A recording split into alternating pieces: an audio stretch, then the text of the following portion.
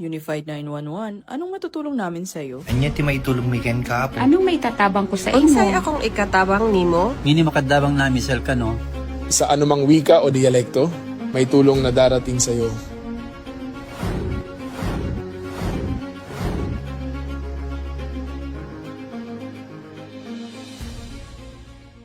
Lilingkod sa bawat Pilipino at magbibigay ng tamang impormasyon para sa tahimik at maayos na Pilipinas. Police News Network, alagad ng batas, tagapagtaguyod ng balitang pulis, sandigan ng mamamayan, patnubay ng katotohanan.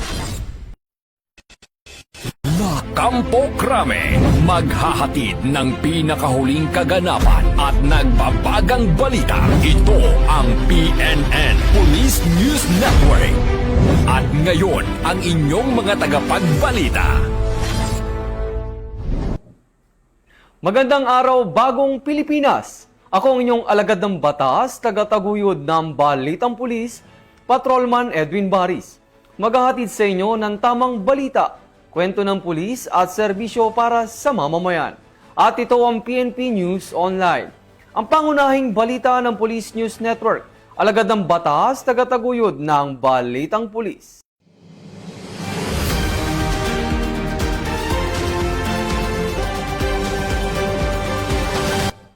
Narito ang mga balitang hatid ng ating mga PNN correspondents mula sa iba't ibang panig ng bansa.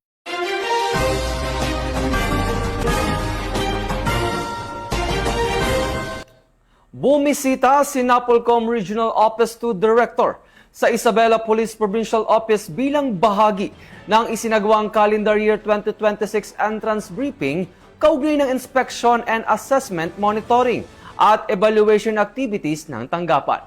Ang buong detalye ng report ay mula kay Patrolwoman Lainey Lorenzo. Mainit na sinalubong sa pamamagitan ng foyer honor si Director Ramon M. Ranieses, Regional Director ng National Police Commission Region 2 ng mga personnel ng Isabela Police Provincial Office sa pangunguna ni Police Colonel Manuel B. Bringas, Provincial Director, sa kanyang pagbisita sa Isabela Police Provincial Office nito lamang ika-26 ng Mayo taong kasalukuyan. Pinangunahan ni Director Ranieses ang entrance briefing para sa inspection, assessment, monitoring and evaluation activities for calendar year 2026 ng Isabela PPO.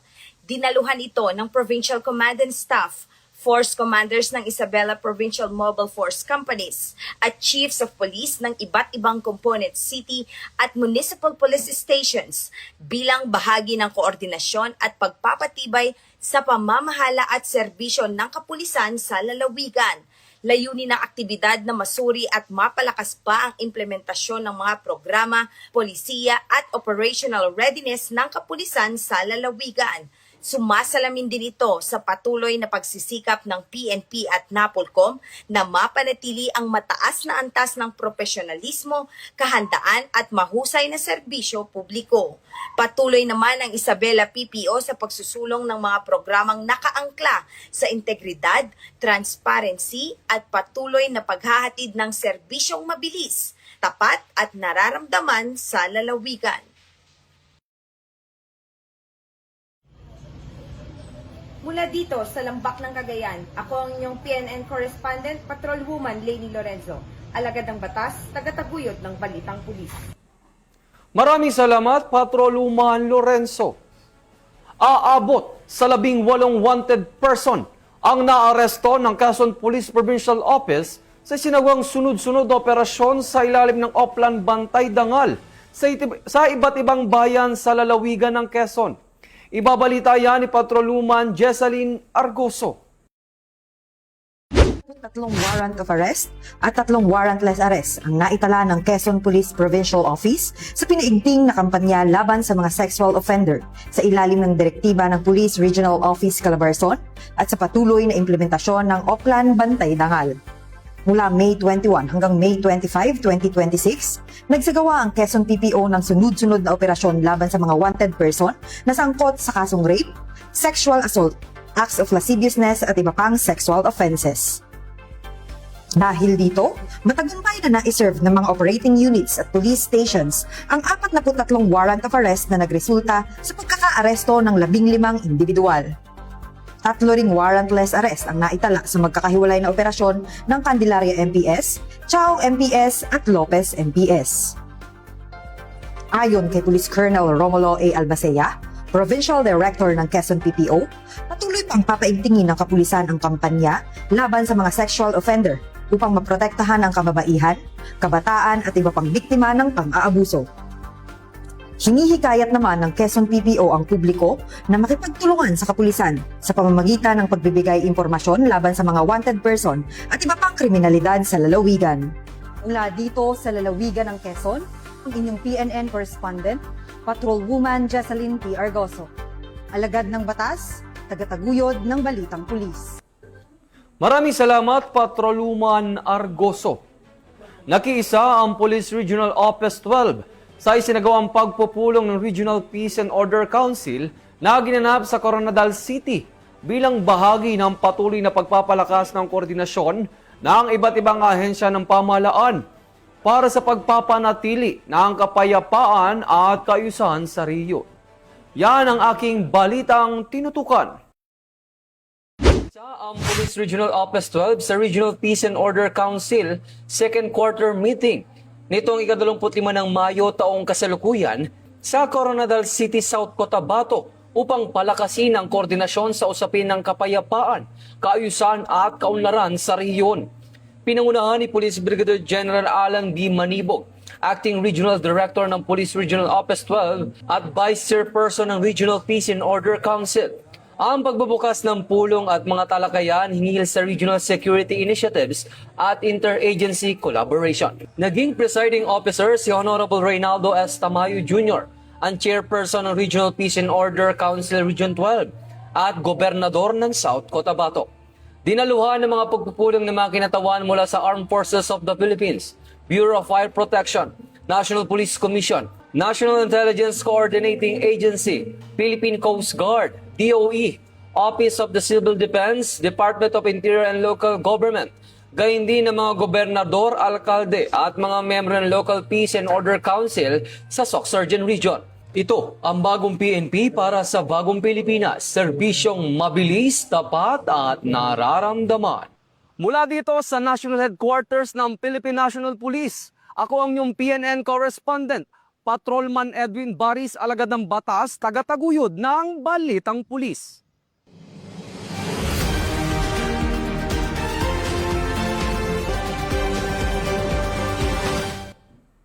Anim na menor de edad ang matagumpay na nasagip ng mga operatiba ng Philippine National Police habang isang sospek ang naaresto sa isinawang agarang operasyon laban sa online sexual abuse of exploitation of children o OSAEC. Ang balitang yan ay mula kay Patrolwoman Sari Bernales. Na nailigtas ng Philippine National Police Women and Children Protection Center ang 6 na biktima na pawang mga menor de edad na may gulang na 4 hanggang 14 taong gulang, kasabay ng pagkakadakip sa isang 23 anyos na suspect na kinilalang si Alias J noong May 14 sa Maynila. Isinagawa ang mabilis at koordinadong operasyon matapos mapatunayan ng kapulisan ang mga ulat mula sa Interpol at National Center for Missing and Exploited Children, kung saan bitbit ang isang court-issued warrant ay matagumpay na nakumpiska ang mga digital na kagamitan na naglalaman ng mga illegal na materyales. Ang suspect ay kasalukuyang nasa ilalim ng kustudiya ng PNP WCPC Luzon Field Unit, habang ang mga nasagip na kabataan ay ligtas ng na-turn over sa social welfare authorities para sa kanilang psychosocial support at pagbati. Hinihikayat ng PNP ang publiko, lalo na ang mga magulang at tagapangalaga, na huwag mag-atubiling isumbong sa pinakamalapit na himpilan ng pulisya o sa mga anti-cybercrime units ang anumang kahina-hinalang aktibidad o pang-aabuso sa mga bata online. Sa pamamagitan ng patuloy na pakikipagtulungan at tiwala ng komunidad sa kanilang kapulisan, masisiguro ang isang ligtas at payapang kapaligiran kung saan mapoprotektahan ang kinabukasan ng bawat kabataang Pilipino. Mula rito sa Campo Crame, ako si Patrolwoman Sari Bernales. Nagbabalita para sa Police News Network, bagong PNP para sa bagong Pilipinas. Serbisyong mabilis, tapat at nararamdaman. Maraming salamat, Patrolwoman Bernales. Inaresto ng mga otoridad sa Nueva Ecija ang isang lalaki matapos umano nitong ipakalat sa social media at iba pang online platforms ang masiselang larawan at video ng kanyang dating kasintahan. Ibabalita yan ni Patrolwoman Mary Grace Artizuela. Aresto ang isang 24 anyos na lalaki sa Gimba, Nueva Ecija matapos itong ireklamo ng dati nitong kasintahan dahil sa paulit-ulit na pananakot at pagpapakalat ng masiselang larawan at video ng biktima. Ayon sa reklamo, ginagamit ng suspect ang mga naturang video upang pilitin ng biktima na makipagkita sa kanya kapalit ng pagbura sa mga ito. Sa pakikipag-ugnayan sa Gimba Municipal Police Station, nagsagawa ng entrapment operation ang mga otoridad na nagresulta sa agarang pagkakaaresto ng suspect.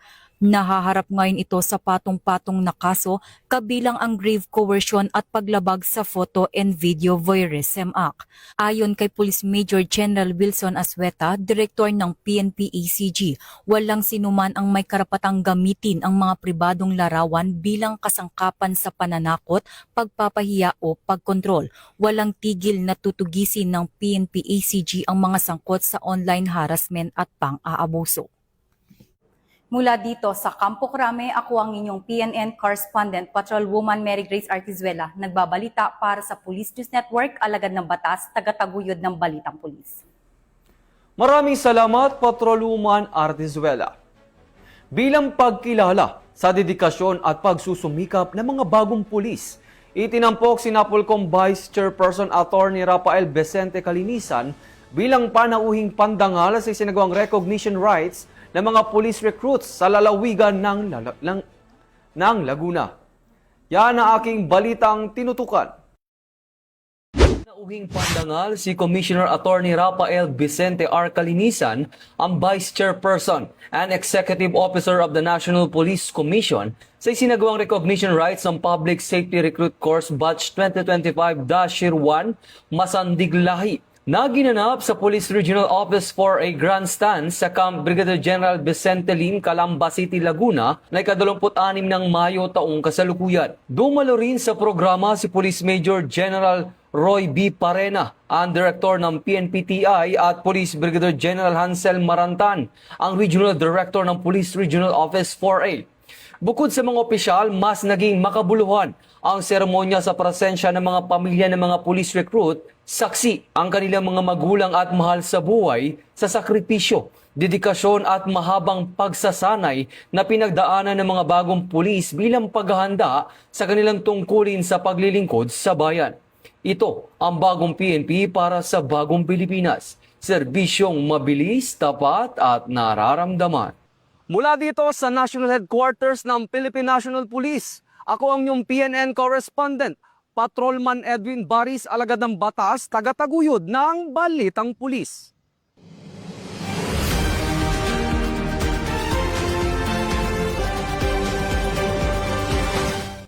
At yan ang mga balitang nakalap ng ating mga PNN correspondents mula Luzon, Visayas at Mindanao.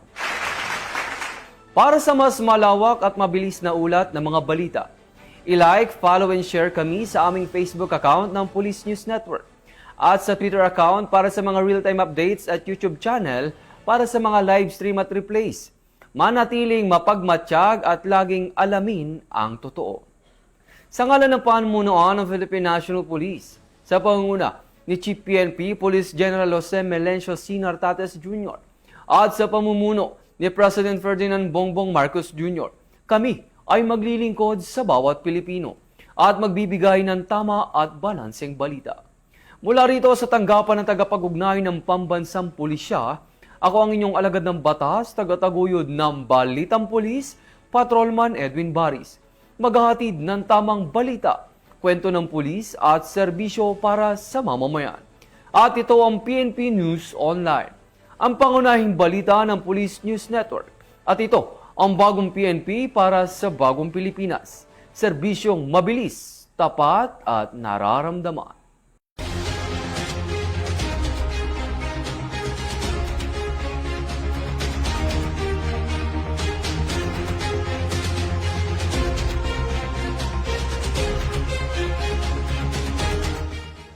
Police News Network, alagad ng batas, tagapagtaguyod ng balitang pulis.